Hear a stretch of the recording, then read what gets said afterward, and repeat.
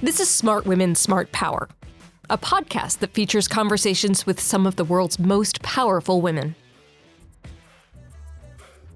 We feature thought leaders at all career levels, where we explore, among other things, the many contributions that women make to the fields of international business, national security, foreign policy, and international development. Does having women in positions of power influence the outcomes of decisions in these fields? Why or why not? Join me, Dr. Kathleen McInnis, Director of the Smart Women, Smart Power initiative at the Center for Strategic and International Studies, for these incredible conversations. On October 15th, Smart Women, Smart Power celebrated its 10th anniversary. The celebration kicked off with a panel discussion on women's leadership during Russia's illegal war of aggression against Ukraine, highlighting how women are leading the charge in both prosecuting the war and planning for peace. In our new Smart Women, Smart Power report, we analyze what difference it makes when we've had women in decision-making roles.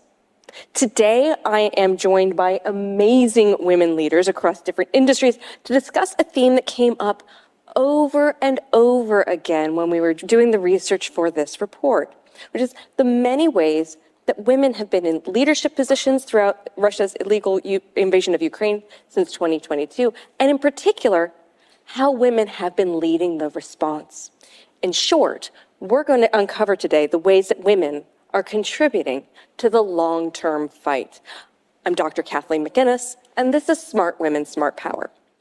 I am absolutely honored to be joined today by this incredible panel of women to have what I think is one of the most critical discussions about national security today, how we can come up with different innovative approaches by having different innovative people, women, at the table. So we're joined today by Shelly and Stoneman, who is at Lockheed Martin, senior for government affairs. We are joined by Ambassador Kelley Currie, who was the ambassador at large for global women's affairs. We have Susan Markham, who authored Feminist Foreign Policy, like literally the OG on a lot of these topics. And of course, Dr. Kai Hunter at the Rand Corporation, who has been writing about and thinking about women, peace, and security, and the ways women are contributing to the fight for so long. First of all, just want to acknowledge, thank you so much for being here. Thank you for sharing your expertise. So thrilled to get into this conversation with you. So for those are in the audience and online, if you want to ask a question of this panel, please feel free to click on the link or on the QR code that's at the tables, and we'll make sure to bring those into the discussion as we go along. But let's get to it. Shelly,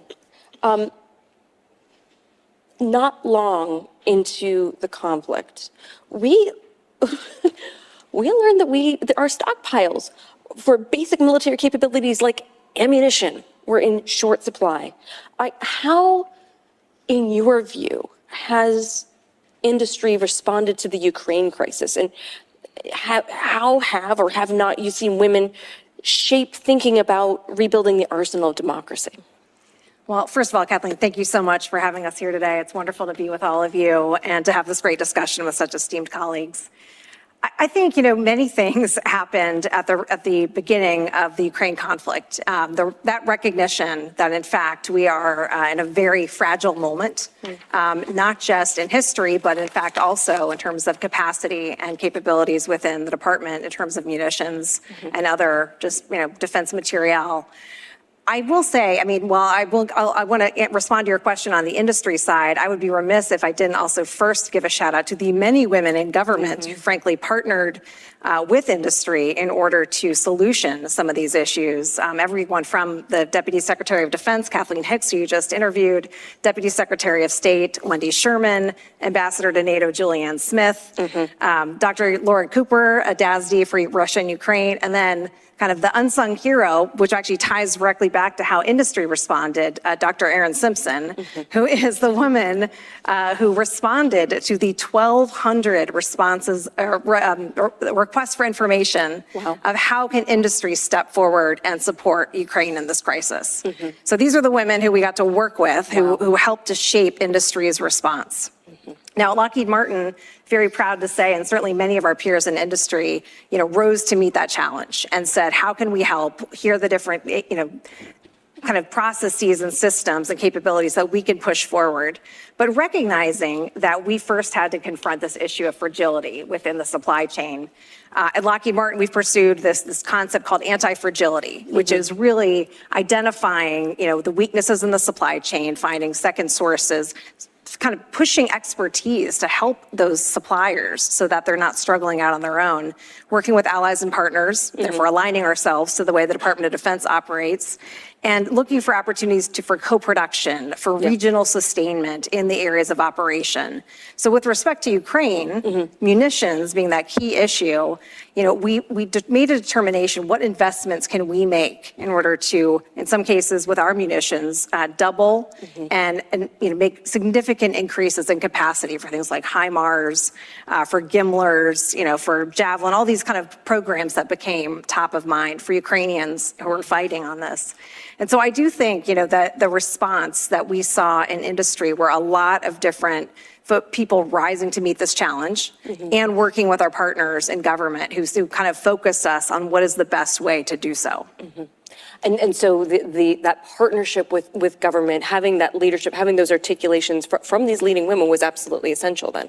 Absolutely. I mean, again, I'll kind of, push Erin forward again. I mean, this is someone who 24 hours of the day, you could pick up the phone and call and get a response about, does this work? How can I, is this a solution you want to pursue? No. Okay, help me pivot to this one. What do you need from us? That exchange and just the fulsome effort, in this case, a one-woman paper hanger, but, it was really spread out across the department.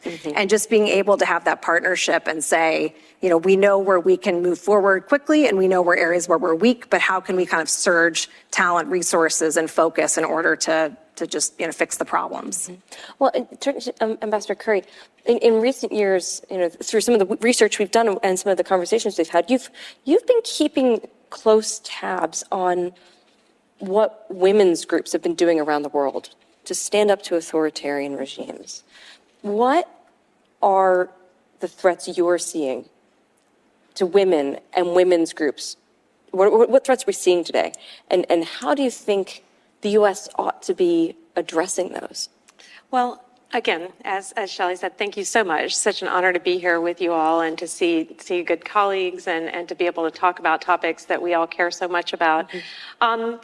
Look, I think we are in a moment, and I think we're all seeing this, where you have this authoritarian resurgence around the world. I don't think this is a surprise or secret that authoritarian regimes are feeling their oats. They're feeling very empowered, and they're working together. They're networking in ways that we are not used to seeing, to have China, Russia, Iran, North Korea working together in the way that they are, not necessarily because they're in states aligned, but because their intermediate goal of displacing and causing problems for the United States aligns.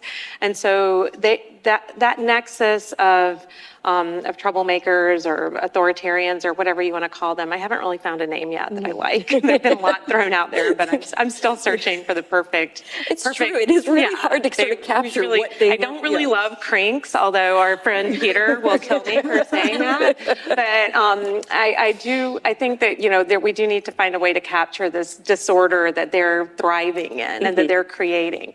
And I think that what we see is that often in this disorder, the consequences of using violence to solve political problems, of accelerating conflicts in ways that are unmoored from any political consequences on the ground. If you think about a situation like Burma or Sudan, where outside actors are contributing to very intense conflicts on the ground that are affecting communities, and the women's not just the women in these communities have often been at the forefront of efforts to promote democracy and human rights in these cases, and now they're in these really nasty, extremely violent contexts, and trying to find ways to drive the conflict away from civilian harm, engage engage with all of the power holders and weapons bearers to try to protect civilian populations in novel and innovative ways, and in many ways joining the fight head on. You have a lot more, I think, participation in both unarmed and armed spaces by women in these conflicts, especially I see this in Burma and in Ukraine, where you see women just stepping into the breach and really finding themselves across the whole spectrum of armed conflict, civil disorder, and other destabilizing events and leadership roles across that whole spectrum of events. The reason that this is important, I think, to notice, and for the United States to really think about how we, incorporate this into our approach to peace building and peacemaking and conflict resolution and diplomacy and dispute resolution, is that one of the things that we used to talk about a lot in the Security Council is the absurdity of trying to solve problems created by men with guns by turning to the same men with guns. And that this just, when you think about it on its face, it makes no sense. That we've got to find ways to get other people involved. And this was what the whole Women, Peace and Security movement was about. But that we've really not done it effectively, I think, because we've in some senses really pigeonholed women into supporting roles in women, peace and security. Now, I think we need to really think about how we frontline them in these contexts and really think about them as frontline actors more so. This is also a strategic advantage. This is something that we talk about a lot, that our adversaries don't see women.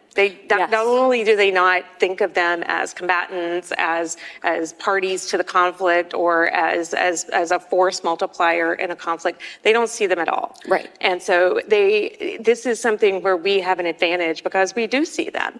And our partners, our security partners, are interested in working with us on these agendas and on ways to think about whole of society approaches and more society-centric approaches to conflict resolution.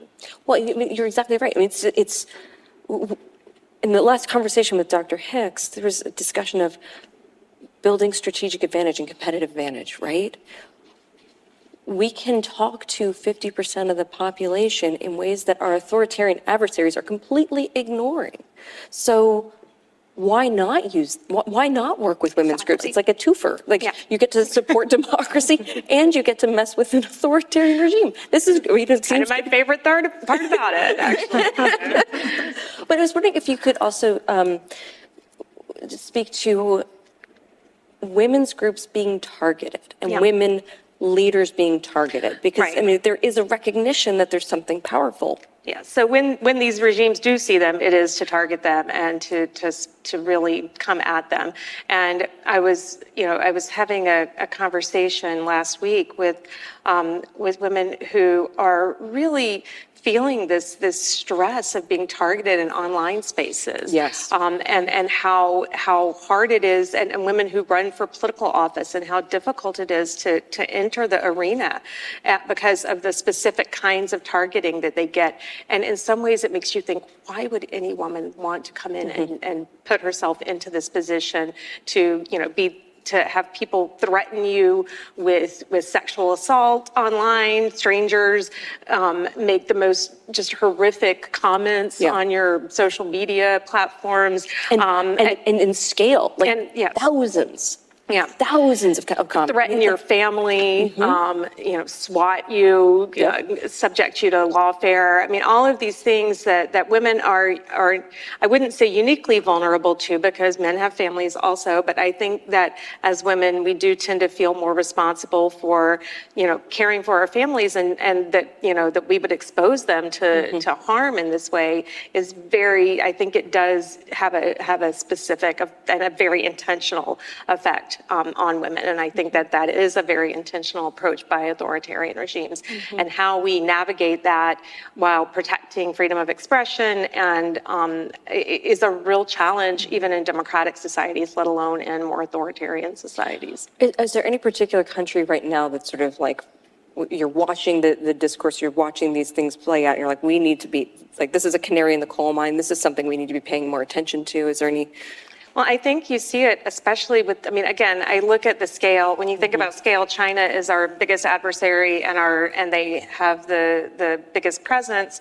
And the discourse around women inside the People's Republic of China and the way that the state talks to and about women and about what their role is, it's become increasingly misogynistic, paternalistic, pushing women back into a childbearing role and family-centric discourse that is somewhat at odds with kind of the historic Chinese Communist Party women holding up half the sky discourse that I think most people think of when they think about that scenario.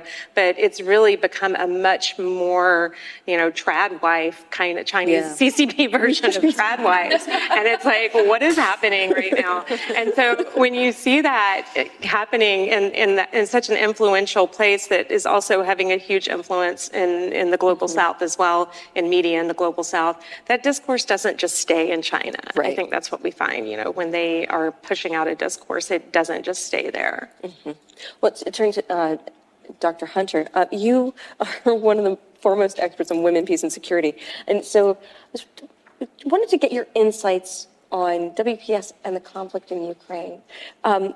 What are you seeing Ukrainian women contribute to the fight, and also allies and partners in contributing to the fight in Ukraine?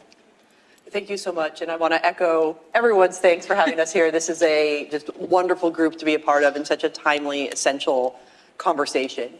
So when we think about women, peace, and security in Ukraine and how we see it play out, we can really look along each of the lines of effort, right? We think about participation. Women have stepped up in huge numbers to actually join the fight.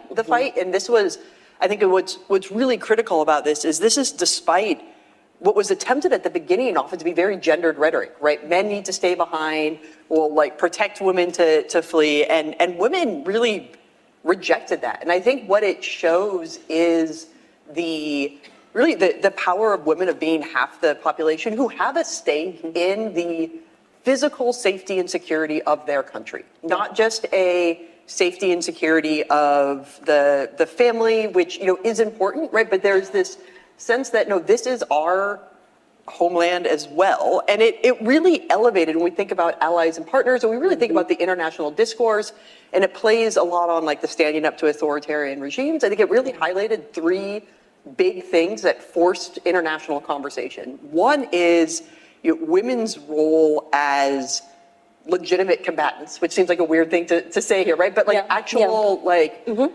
combatants as parties to the conflict. And this is, despite the fact that in a good part of the Western world, we've had women in the military for quite a while, there's always been this, they're talking about women relegated to support roles, but we see this even within the military side, right? That women aren't thought of as necessarily the real serious fighters, right? They're not there on the front line. It's okay if you're a postal worker or a supply clerk or something else, but you're not real, right? We talk about it a lot with the idea of invisible veterans that happen, right? That women aren't assumed to have had military service or the same way that men are. And I think what Ukrainian women have done is really force that conversation that they are not just part of the main effort, they are the main effort, largely because they've rejected the norms that were put on them for a variety of reasons. And that's forced both the normative conversation around this, but also a really practical conversation around what it means to have women in these frontline roles. And this is another role that I think industry is actually leaning into really well and has to be really engaged in, is the fact that women need different body armor. Women need different, our equipment needs to be built to fit a woman's body, whether that is a tank, an airplane, an M4, whatever it is, that women are there and visible and part of the main effort. And that's really essential. And I think it has forced that conversation internationally in ways that 50 years of women's participation in the military, in the rest of the democracies never did. Even through Iraq, Afghanistan, with all these stories of women, you didn't see it force the national discourse the way that Ukrainian women are, and I think that's incredibly, incredibly powerful. The next piece, when we think about women, peace, and security, that the conflict in Ukraine is really raising up is, what do we mean when we talk about security? Yes. And really, where are the drivers of positive security? And I would argue that far too long, when we think about women's roles in broader sort of the global peace and security idea, women were always thought of as like the peacemakers, right? Oh, they're going to prevent war. They're going to stop conflict. Sprinkle the women. Yeah, if we bring some women around, right, everything will just become calmer, more peaceful. Nobody would like fight that way. But what we've seen is a real shift towards what are the drivers of positive security, not just peace, right? But it's hard to fight for these things, right? It is messy, it is violent, it is dangerous, right? All of those things that are there. But the things that women are bringing to the front lines isn't just I'm another trigger puller who sits here, but they bring the entirety of their lived experience, which has to do with taking care of families, with ensuring access to healthcare, with ensuring economic stability and housing stability and credit. And these things are being seen as just as part and parcel to the Ukrainian conflict now as land. Yeah. Right. And so again, to the comment around, we've turned to men with guns to solve the problems that men with guns created. Right now, when we have women's with guns, they're bringing other solutions, right? They're bringing actual positive security solutions. And it's forcing a conversation in the international community in what does reconstruction look like, right? We can't rebuild Ukraine in the same way. And I think it's actually forcing a lot of conversations within NATO as to what does security look like? It's not just Russia encroaching on land, but it is understanding mis and disinformation that is incredibly gendered, right? Talk about like the CCP trad wives, right? If you just see the number of like, if anyone opens up their social media, right, you'll get all these pushes of like Eastern European trad wives who love their life, right? Which is so Russia pushing these things, right? And to foil that and contrast that to the women who are fighting in Ukraine is again forcing a real strong conversation about what is security. What do we need to do? We think about that this isn't again just lands and borders that is there. And then third, with like where we see the Ukraine conversation going on, we really see what does it mean to be a leader and lead during wartime. And like, yes, like Zelensky is not a woman, right? But he is embodying a lot of characteristics that are often typically considered more feminine characteristics, right? He hasn't resorted to incredibly bombastic rhetoric that we often see there, right? He has framed a lot of what he's been talking about protecting and taking care of, right? He's appealing to the values of democracy, to the values of protection, rather than we want to just go annihilate our enemies, right? Like he is, and it is the dignity and value of human life. Of life, and is focusing on building life and preserving democracy and preserving equality and preserving freedom that's there. And we don't often see that in wartime leaders, right? We often expect wartime leaders to be rolling around on tanks and like thinking about big military parades, right? Things like that. Well, even Macron, like with that pose without his shirt on. Yeah, exactly. I was like, like, you're not even in it. It was just a gratuitous. Too much. Never turn off an opportunity for like half nude photo apparently. I thought that was Putin's thing. We just don't want to go. Sorry. But it's very true, right? It's very true that and so it's forcing a difference in discourse as to what the actual desired security outcome is. And I really believe that is due to how women have participated and how women are viewed internally and the way in which they're taking on the responsibility not to walk around and sprinkle flowers and be like things are beautiful, right? But to defend and to demand that they are a part of the conversation, that they're not a secondary afterthought, they're not a civil society group, you'll go pat on the head and say, look, we brought you to the table. Aren't you glad that you're here, right? But to say we are the main effort, you actually need to change your systems and structures, sometimes literally, right? Like you need to change your weapon systems, sometimes more normatively, like you need to change what we think about security here. To fit us, we're not going to change to fit you.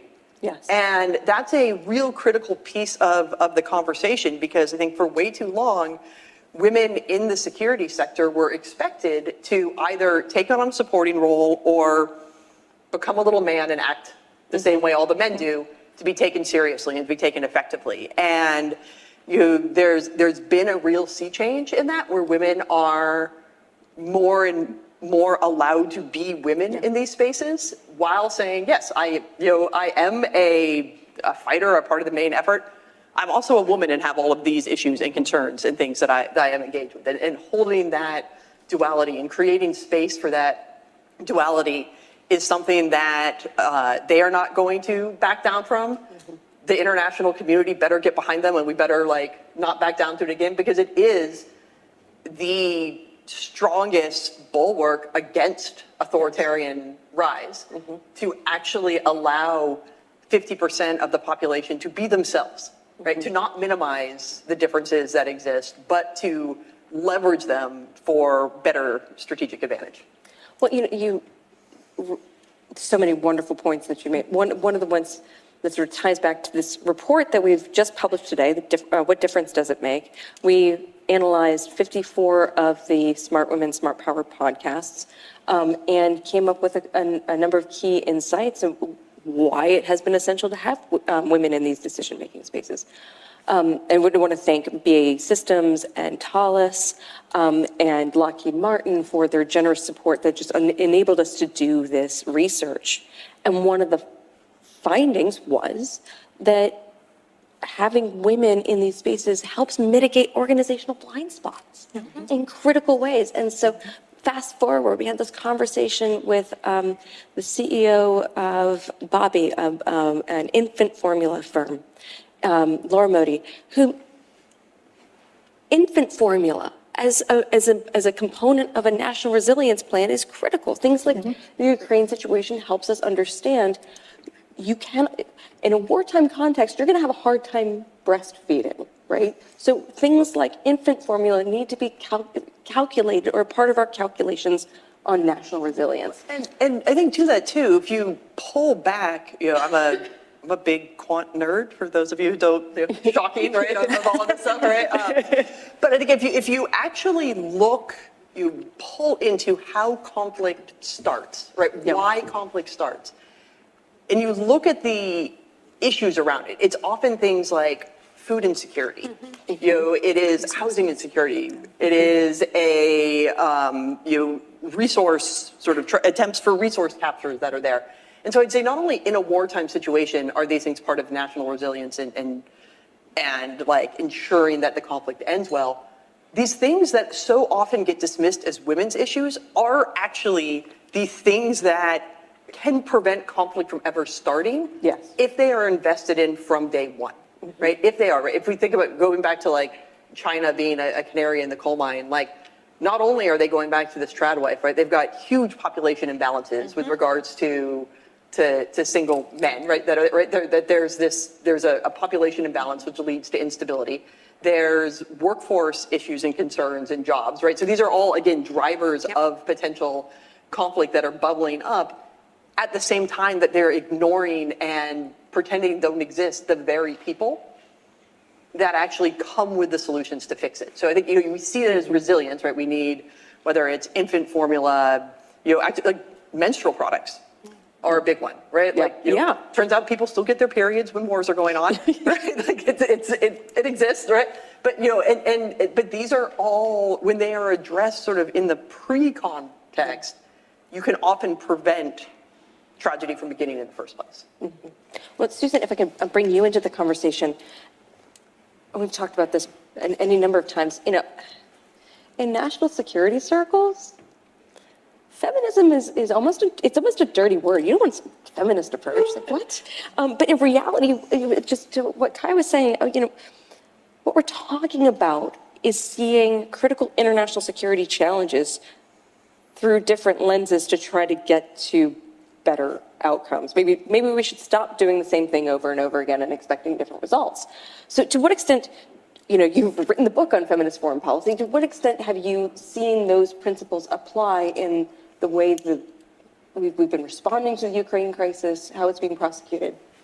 Well, a lot of them have been mentioned today. I should say thank you as well. I always joke that I'm like the USAID person, so I always forget the diplomatic stuff. I just jump right in. But, so in thinking about a lot of what's been talked about here, it actually reflects what we found when we were looking at the 12 or 15 countries that have announced that they have a feminist foreign policy since Sweden did about a decade ago. There are some common principles, and a lot of them have been reflected here today. The 4 principles are that gender equality is both a goal and a tactic when you're doing foreign policy. And that was a great example here. When half of your population goes away to the front line, if you have not invested in gender equality, if women aren't prepared and educated and part of your system, you have a severe weakness. And so investing in gender equality over the long term prepares you to be more secure as a nation.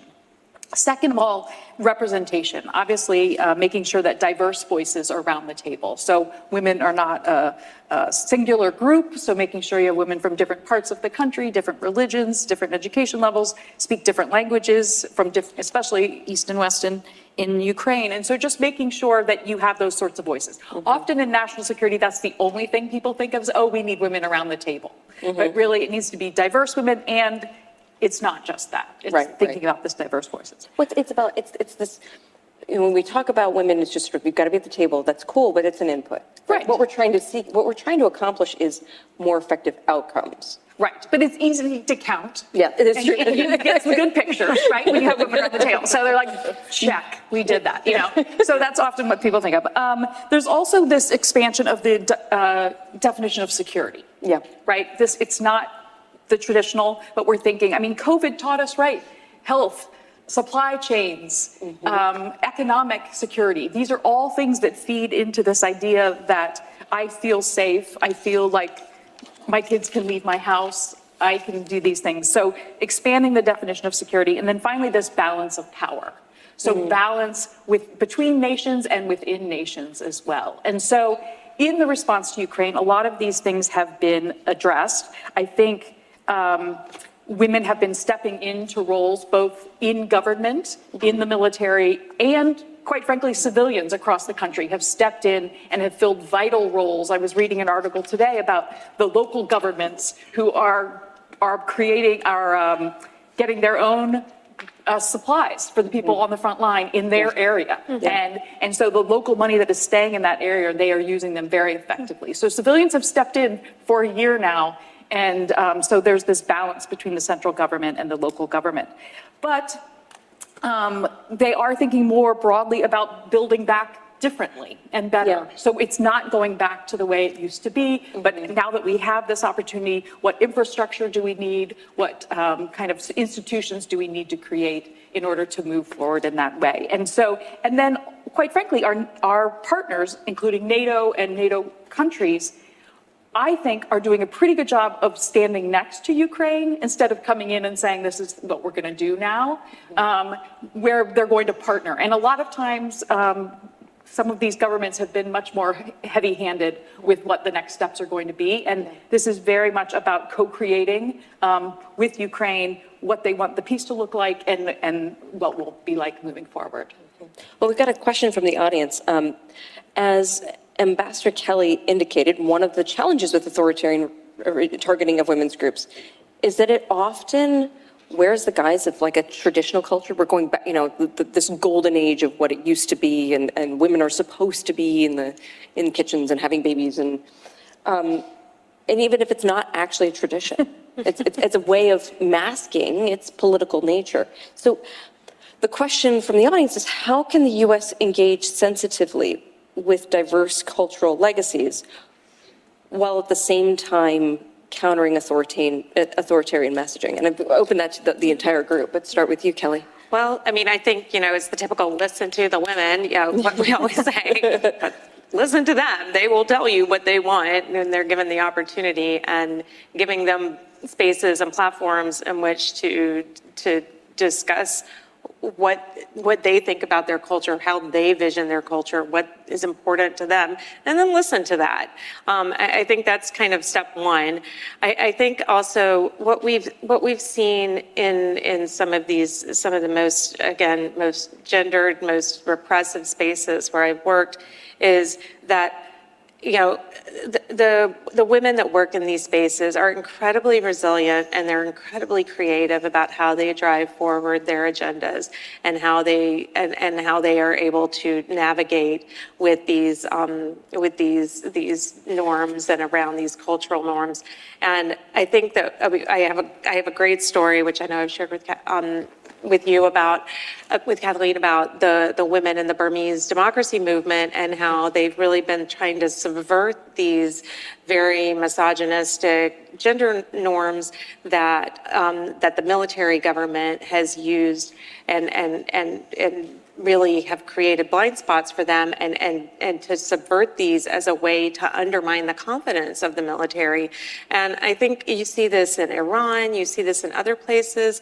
I think that the idea that it's okay to accept that, I think that we do have to be mindful of other cultures and sensitive to those things, but I don't believe that there is, I think that there is now a global recognition that women are human beings, that we get to have the same rights and as other human beings, and that this is like, you know, these are some of these things are fairly basic.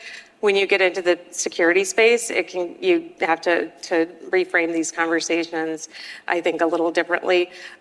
Sometimes it's even with our non-authoritarian friends that we have to have these conversations first, and I think that's part of the challenge too. For instance, when working with the Taiwanese, trying to get them to really open the aperture on getting women into their armed forces is a really important thing for us to do in order to combat the way that the Chinese party state is constructing their version of security. And that's like a really hard thing right now. Yeah. They've been really resistant to it. And it's less about culture than tradition, and it's like something that's been really hard to unpack. I know Indo-PACOM has struggled with it. I personally had to deal with it a lot and have really frustrating conversations with Taiwanese colleagues. But and this is a country that's had a woman president, has a woman vice president now, but still has very, very few women serving in their armed forces. And it's like, come on, guys, like, you have recruitment and retention problems, you're having huge problems meeting your personnel demands, and you're ignoring half of the population that's interested and willing to serve. What are you doing? Yeah. But these, so getting, I think, it's always, put your own mask on first, right? Get our democratic allies to do the right things and set the standard. But then also listening to women in countries that are facing these hostile situations. To piggyback on that just real quickly, sorry, I think one thing that I think is really important when we talk about culture or history and doing it that way is that I think we have to remember that a lot of history from which we assume culture has been written by men about men. And so listening to the woman piece, right? Who is absent from just our understanding of what culture is? If you pick up like almost any book that's like the history of blah, blah, blah culture, right? It's going to be written by a man, probably a Western man, about men in XYZ society that's there. And so I think it's really incumbent, and particularly for people who are in positions of power in democracies, to try to dig deeper to actually understand what culture and tradition is. Because I think we've gotten almost a very cartoonish understanding of a lot of cultures because of just what was simply chosen to be written about, rather than actually digging into the reality underneath. And so much is often missed because our only understanding is what was written by some Western white man about this, this other place. And so I think it's, really incumbent that there's a much more critical examination of what really culture actually means. Because if we dig into it, we start to appeal to what culture is, we see there is much more, ground truth equity that is there in ways that have just been glossed over because it's inconvenient for, the author to think about it. Shelley? I'm a big believer of if you can see it, you can be it. And so in these spaces where it is a more traditional approach, I think all the more reason why, kind of to build on Kelly's point earlier, you have to show up, as the U.S. government where representation matters. Yeah. And having the full population, America fully represented in terms of any of these, whether it's discussions, negotiations, emissaries, whether it's, kind of partnering in terms of military to military, you have to be able to show them what it looks like. And then also, frankly, approach it with humility. I mean, America is not covered in glory in terms of our entire history of providing equity and inclusion on both gendered side and frankly, in all kinds of other areas as well. But we have wonderful accomplishments to point to. I mean, right now, today we were talking about kind of commenting on how long it's been since, Don't Ask, Don't Tell was repealed. And then now kind of the work that's being done to kind of right some of the wrongs that were done then on military records. That's an area of humility. The women's combat exclusion rule, also only lifted within, the last kind of decade and change. And so being able to say we've had to see it ourselves to believe it, but continuing to show up and pull people into those diverse spaces really does matter. Susan, did you want to jump in?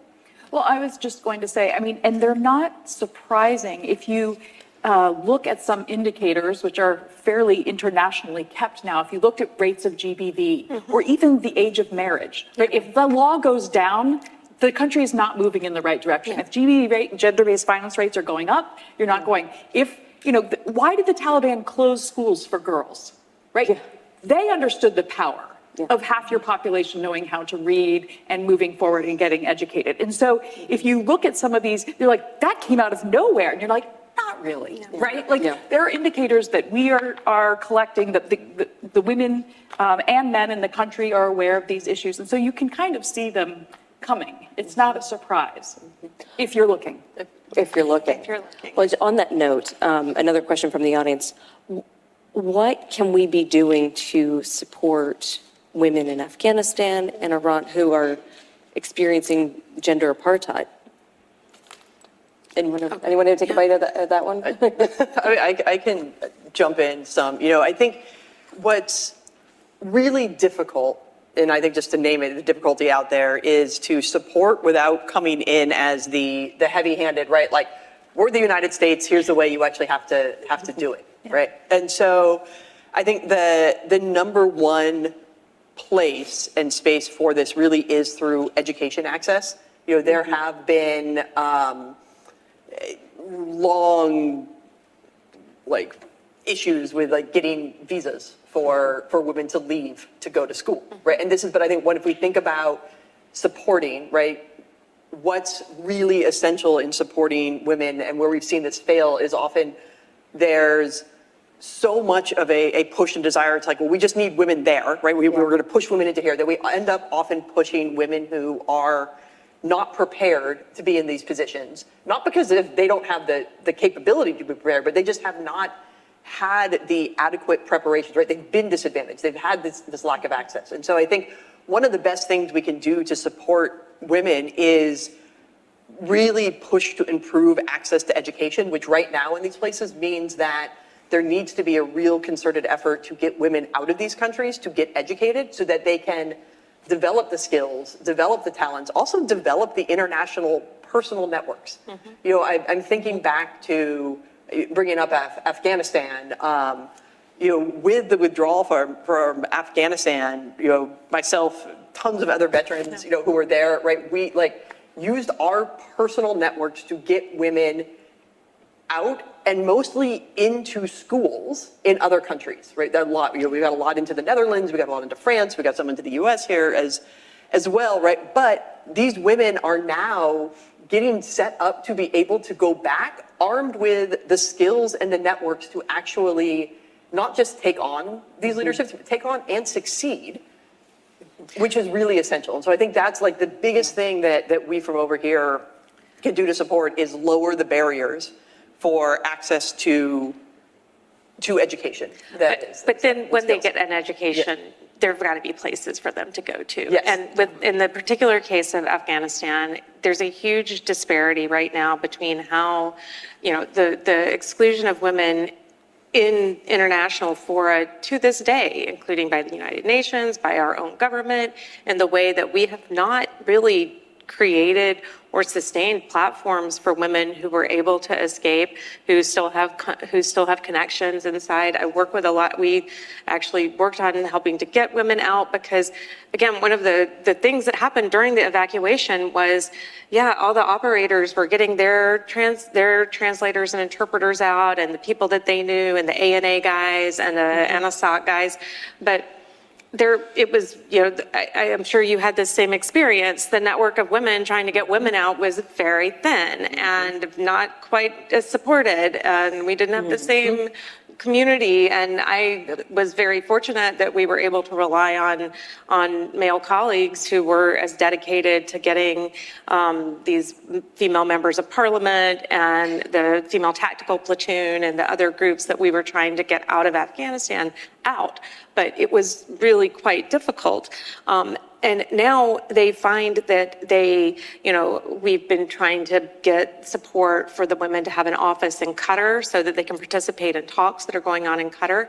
And they've been shut down by just about every donor on the planet. And it's stuff like that. It's like, we're not talking about a lot of money either. Yeah. We're talking about low dollar, high visibility things that can be done to platform women that do have a voice and want to be heard on these issues and do have the capability. We're talking about very senior former ministers, former judges, former parliamentarians who are very articulate and able to speak about what needs to be done, but who have been rendered almost invisible in the current discourse with the Taliban.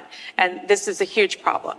I think with Iran also, the women of that country have been very clear about what they want. And it's not a secret that they don't enjoy living under the Islamic Republic's theocratic rule.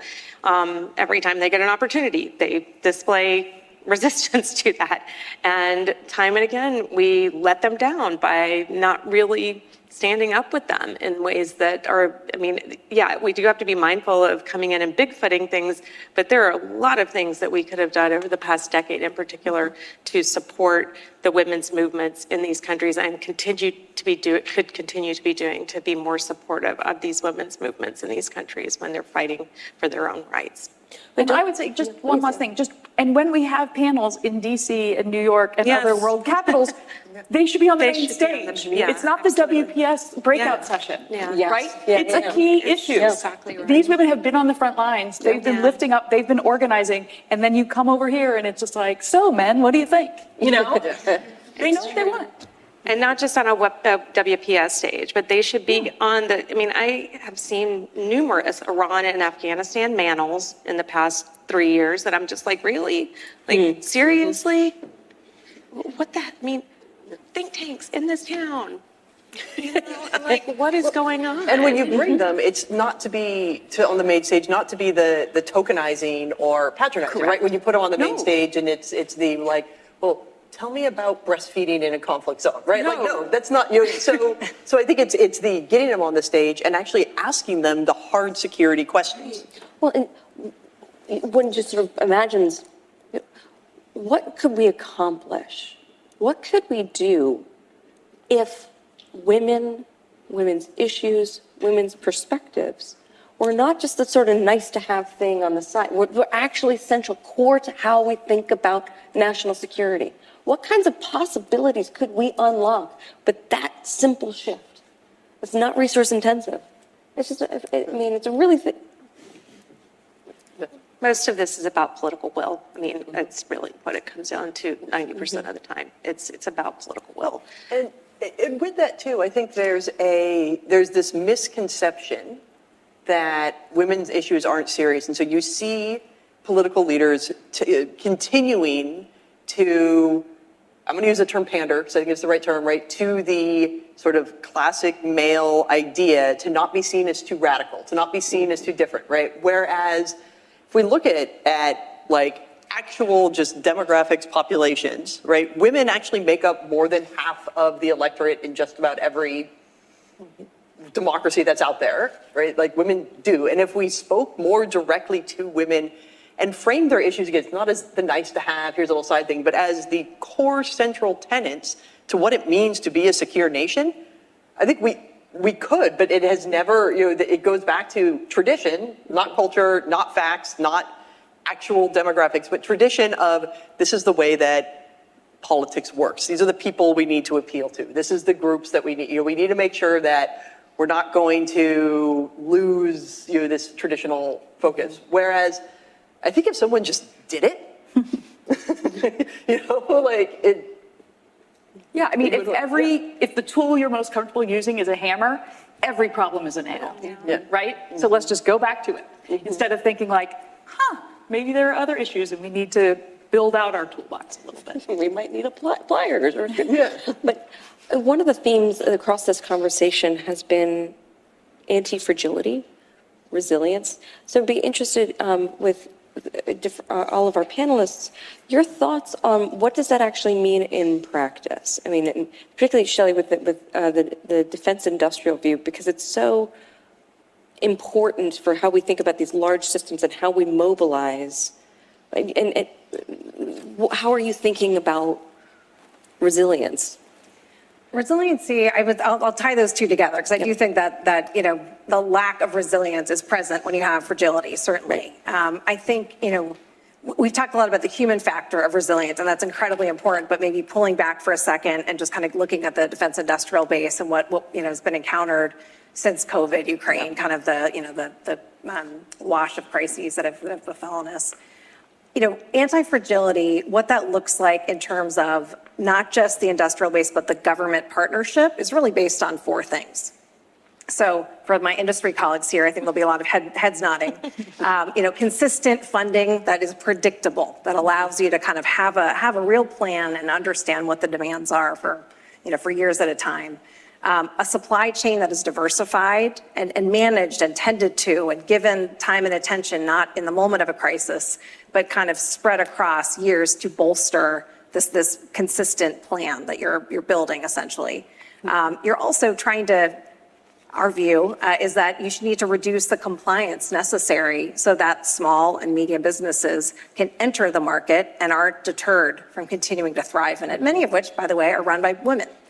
And then finally, back to kind of the stability piece, it's, multi-years, long lead purchases, funding, learning from the lessons that we've taken away from Ukraine and understanding that, in many ways we were in a peacetime stance for far too long.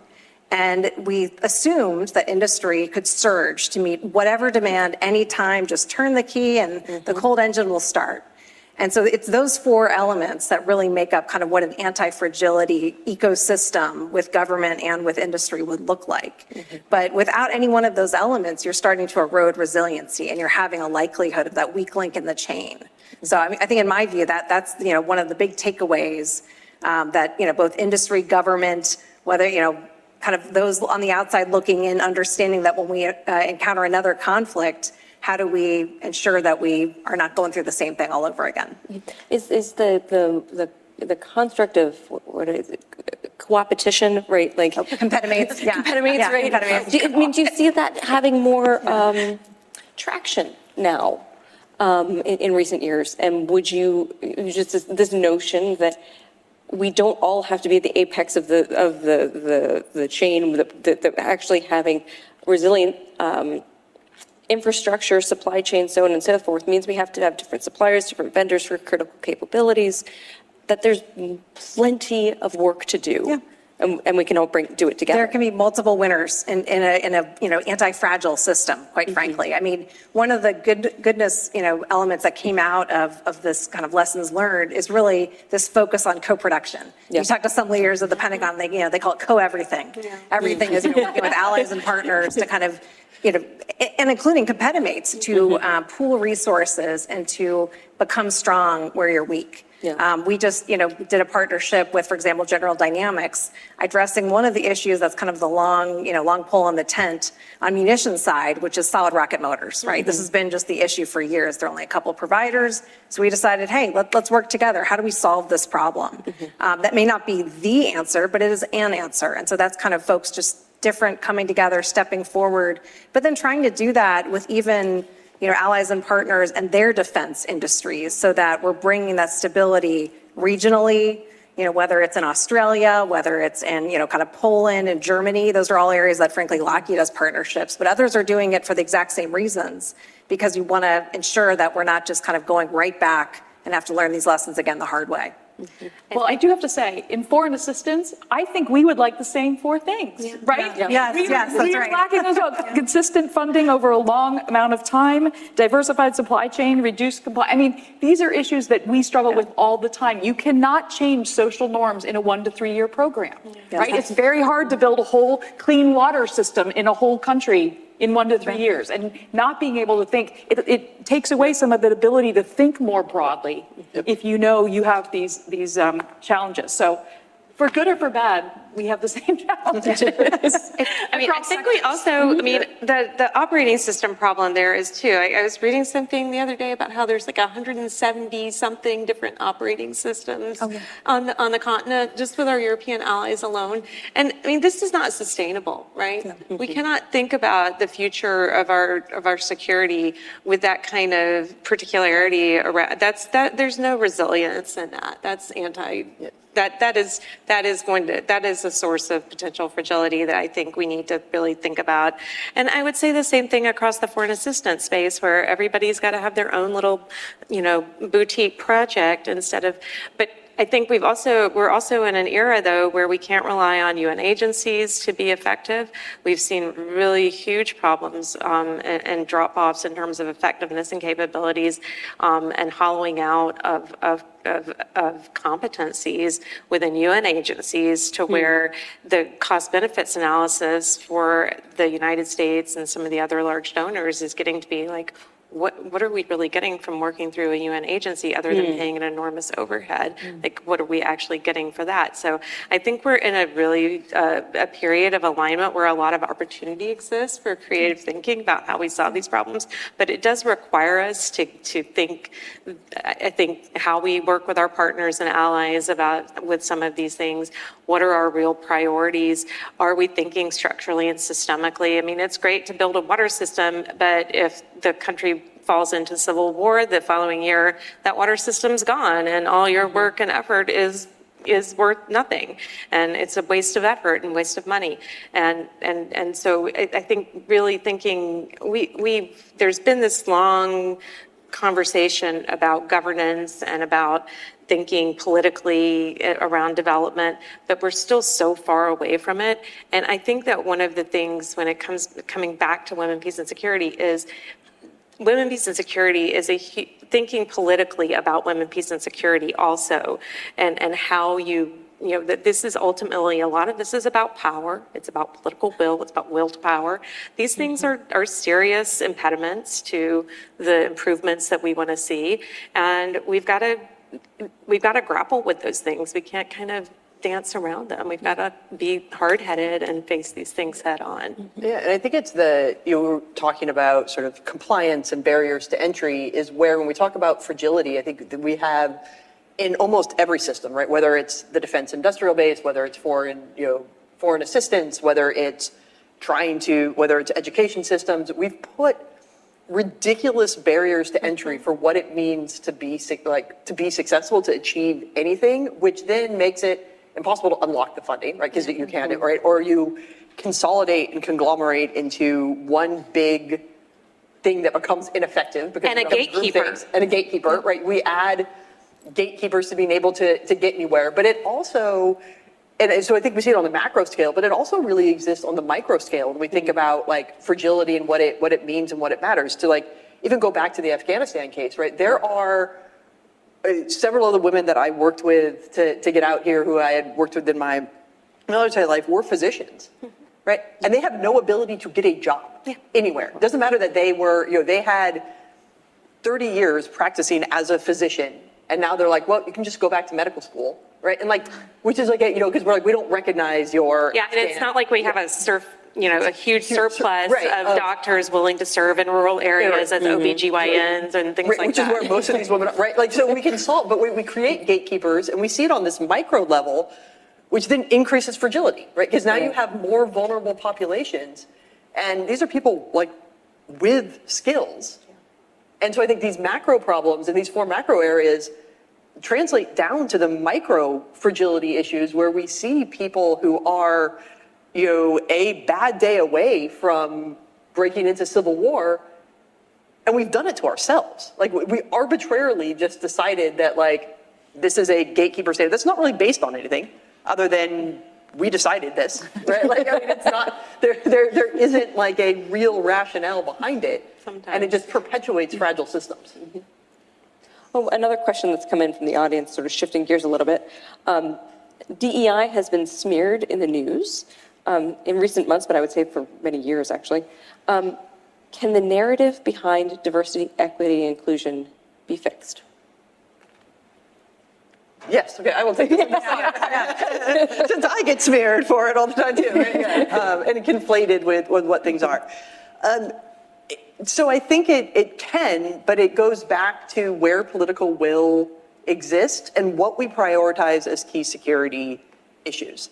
The term has gotten used and smeared around the idea because it's equated with lower standards, right? Yeah. If you are diverse, it means you are less. You didn't achieve. You didn't do anything, that way.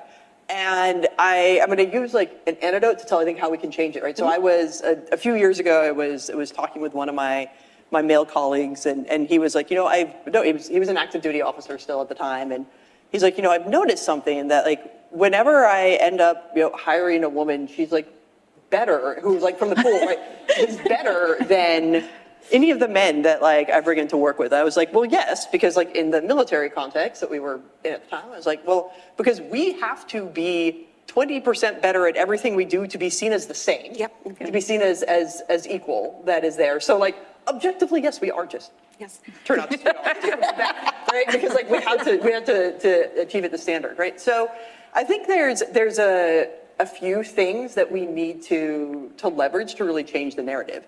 One is to be much more transparent about what standards are and why they exist, right? What do you actually need to get to these jobs? I think another very clear anecdote that tells this story really well was around when the removal of women in ground combat exclusion happened, which actually forced, I'm a Marine, so I can speak to the Marine Corps side, right? Like forced the Marine Corps to set standards for people to get into infantry officer school. Mm-hmm. Prior to that, your only standard was like, you're a male who passed basic, right? And so now we had to, and they had to be standards based on what it is that you actually had to do, right? And so it turned out, once they created the standards, that actually a lot of men couldn't meet them, right? Like a lot of men actually couldn't do the things, right? And a lot of women couldn't either, but a lot of women could, and a lot of men still could, right? And you actually saw that the ratios were about the same of like just people who could do it, right? So I think the first thing around it is being really transparent about what standards are and why. And I think DEI has gotten a bad name because in virtually every industry, standards and promotions are so opaque. Mm-hmm. Yeah. So opaque that pay scales are opaque. Yeah. And so bringing these things into the light makes people uncomfortable, right? Because the status quo thrives in opaqueness. The status quo thrives in this darkness that's there. And so to really change this narrative, it's about being transparent about what standards are, being transparent about what professional expectations are to exist in a place and just why they are there, not because I said so, but here they are. But also about addressing and being real honest about what harms have existed and what they have historically done to marginalize people. And having those conversations objectively, rationally, around the fact that there are systemic injustices that have kept certain classes, whether it is based on gender, race, ethnicity, religion, sexual orientation, identity, right, that have excluded them from the ability to even access these things, and remedying that needs to be done, again, transparently and openly, and talking about why it happened, not just saying, oh, well, we fixed it because we put a policy in place, right? But having an actual narrative that is attached to it that shows where the harm was done is, I think, critical to change this conversation about diversity. Well, also, to the point, like, when we talk about DEI, I think what we're really getting at is having like organizational cultures that are actually respectful of humans, right? That's it. So it doesn't really matter. Treat us as individuals. It's treat us as individuals. And like, talking about outputs, not input. Like, right, we stop the DEI conversation at inputs all the time. That's where I'm going to go with it. It's being respectful and valuing the whole purpose, but I'll talk about it from the business perspective. I mean, this was a concept that, frankly, far before it kind of hit the headlines, is something that our company valued because, I mean, there's all kinds of data, and I suspect your report will validate this, that diverse organizations, leadership teams, boards produce better outcomes. And so everything we have done historically in our company in that realm is tied to a business purpose, and that we are recruiting the best talent in the world. We are ensuring that we're retaining the best talent in the world, that we're building an environment where the individual human is valued, but they're also part of a diverse team. And I mean, the feeling that you get when you're in that kind of, diverse organization, and I felt it myself just showing up at leadership events, and it's like, wow, these are, times are very different from when I started in this world, 25 years ago. So I think that there's something to it that as long as you can tie it to your point, the outputs, the outcomes, the business, just proficiency is really critical. And so that the rest of it became noise, but there's a way to reclaim the narrative and make it meaningful to whatever your intent, your intended purpose is. But it does have to be rooted in performance, and especially when we, if we're circling back to national security, it's got to be rooted in performance, and it's got to, when the rubber meets the road, you've got to be able to meet the standards, and we can't, and I think your point, Kai, is dead on, but you also raised one of my favorite, that women, the Ginger Rogers syndrome. We have to do everything backwards and in high heels, and this is so we do have to be better, but that means that we're bringing something there. I think also making our colleagues who want to be allies understand how kind of crappy it is to walk into a room and be the only woman there, be the only person of color there, and how dislocating that can be as a human being, and still that this still happens to me at this point in my life just makes me insane. And so I think that it's really, talking to our colleagues about this too, so that they understand that it's not, it's not about a grievance or about, lowering standards, and that it's about fairness, it's about opportunity, and about getting the best people for the job, and then being able to make the machine perform at the highest level. Well, when things get better for women, it gets better for all. Things get better for dudes too. But it means too, I think, to the point of attracting and retaining the best people, means that the system might have to change to accommodate them. Yes. Right. That there's, and I think it's changing the narrative that it's, right, we're tying this to business outcomes, but that means we might have to change the way we do things to bring in the best talent, because the status quo or the current system brought in a certain type of talent, brought in a certain type of person, brought in, maintain that person. We might have to change to maintain that best talent. We have to change because the times, what it took, right? If you have the standard that you have to be able to carry a certain amount of pack, okay, a lot of warfare is not have anything to do with that. We haven't gotten to this about what is the new way of warfare, what we're seeing in Ukraine. It is completely different. It is not, we're going to build a legacy system that's got to last for 50 years. It's like, oh, we've got to build a new system from scratch tomorrow. It's like the whole thing is changing. Right. All the standard needs to change, and because the qualifications need to change, you need to think broader. Because the strategic environment is changing, because of the character of warfare is changing, all the things, So why keep building on that same framework? Just adding stuff to the pack. Got to keep adding stuff to the pack. Well, so another question from the audience. How is the potential for a woman commander-in-chief changing the conversation on women, peace, and security? And what will that mean if it happens? I mean, the potential's been there for. It's inevitable. And it is inevitable. And has subscribed. Yeah, Lots of places. Yeah, and the world has not come to an end. Last time I checked, we're all still here. Still here. Right. Kumbaya has not broken out of the UN Security Council. Nobody's making doilies. I agree. It's inevitable. It's going to have to happen at some time. I think there's discomfort because it's different, and people, anytime something is different, people are like, well, I don't know what might happen. But I think it goes back to, again, we look at, like, really, what are the standards and qualifications for being commander in chief, right? So if we hold up, like, if we create our list, because there really isn't standards and qualifications other than you were born in the United States and you're over 35 years of age and you got elected, right? I mean, that's the only thing that actually exists, right? But if we were to create, like, our dream list, right? If we were to all sit around and say, here's what we actually think a commander in chief would do, which I think actually this room would, like, create some pretty good. Let's do that. I would guarantee you that a whole hell of a lot of the men who have held that job do not meet those standards that are there. So again, I think it goes back to peeling back the onion of why this is such a thing, right? Because people are afraid of change, right? So it's a nit, right? This is why DEI gets a bad name too. Oh, it might be different, might be afraid, things aren't gonna, like, work out the right way, right? So I think it has to go back to thinking about, well, when we say, what does it mean to have a woman commander in chief? What question are we actually asking? Yeah.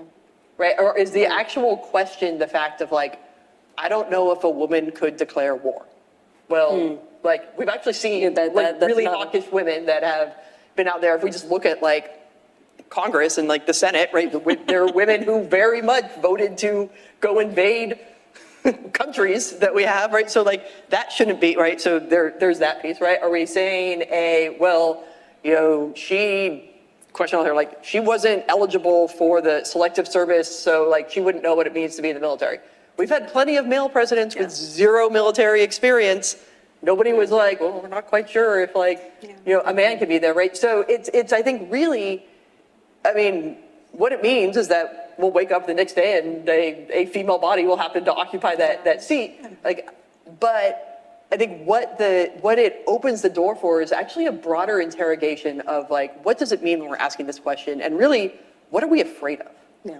Right? What is it? Because there have been plenty of female heads of state in other countries, and, like, both our allies and adversaries have had women in positions of power, and kumbaya hasn't broken out, and the world hasn't completely ended either. And so I think it offers us an opportunity to really reflect back on, like, what are we worried about? What is that thing that we are so afraid to let go and actually look at the qualifications of the person rather than gender?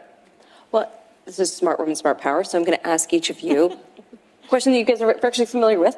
Do you think that your gender as a woman has had an impact on your leadership, decision-making styles, the decisions you've taken?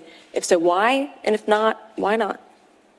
I think it's truly about your lived experience, and being a woman is part of that. I mean, for me, my identity, I'm an only daughter of a single mom, married to, was an Army wife at one time, mom of two. I mean, all those things, and of course my socioeconomic background and how being the only in the room for many years working on national security and the various treatments along the way, those all have influences. And then having to be, 20% better, at certain things and go backwards in heels, that drives you in different ways. I do think how you approach it's really what kind of a problem solver you are, what kind of a leader you are, and what experiences you had along the way that provide that guidance, some right, some wrong. But I think that I consistently believe that when you have a more diverse group at the table, you will have better solutions. And frankly, the more diverse those lived experiences are, the better the solutions are.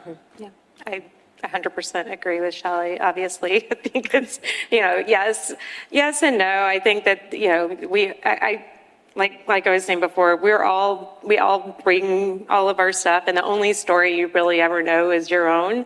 And so I try to treat people as individuals and approach them from that perspective. And I feel like I'm very fortunate that I've had the experiences that I've had and that I've been able to do the things that I've been able to do.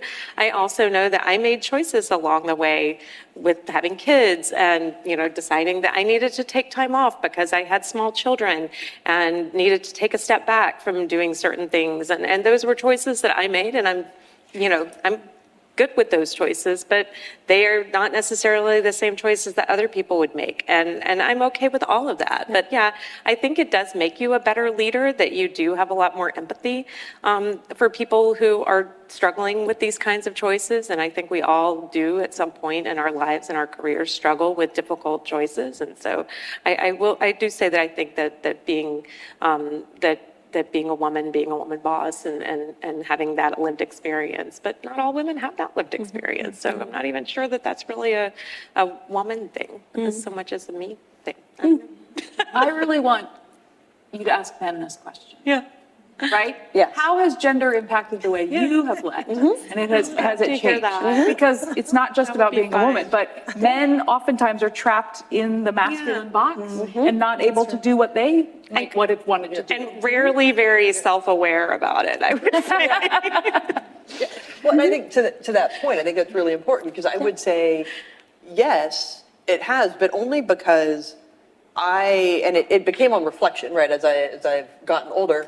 Early in my career, when I was a Marine and I was the only woman in my squadron doing what's considered, I flew attack helicopters, which is considered like a very masculine thing to do, right, all the time, right? I, on reflection, realized that I adopted a lot of very masculine traits in order, like almost as a survival mechanism, right? As a way to I just don't, but I think people do that, right? Anyone who's been an only, right? You sort of adopt these, especially when you're young, these ideas of I just need to put my head down and make it through another day. So whatever I can do to make it easier on myself, I will, which meant for me, and I'm going to assume for many other women in this room as well, meant acting very masculine to survive. And it wasn't, and I think one of the things that I actually see as very encouraging, we talk about smart women, smart power, it took me a few decades, but then I was like, wait a minute, I don't have to act like a little man, right? I don't have to act like one. I don't have to dress like one. I don't have to think like one. I don't have to right? But I think that back to if you can see it, you can be it. I think what gives me hope is that in the younger generation of women, they're sort of line jumping and refusing to get pigeonholed into this masculine box, to be in national security, to be in leadership, to do things that way. And it gives me hope for men too in this regard, right? That men aren't pigeonholed into, I need to be a certain way to be successful, right? That you can be more yourself, because it is when you can show up as yourself. Yeah. You fill gaps, right? If you can bring the entirety of your lived experience to the table, you actually fill in gaps for each other. Because I know, if we were to assess the security issues just in this building here, right? We'd all see something different. We would all be something else. It would be X might be a threat, right? That we have there, but it's all based on what's happened to us, right? And if it's assumed that we have to conform to the same way of thinking, we're going to miss where the big problems actually exist. Well, we are at time, so I want to thank this incredible panel for such a rich discussion.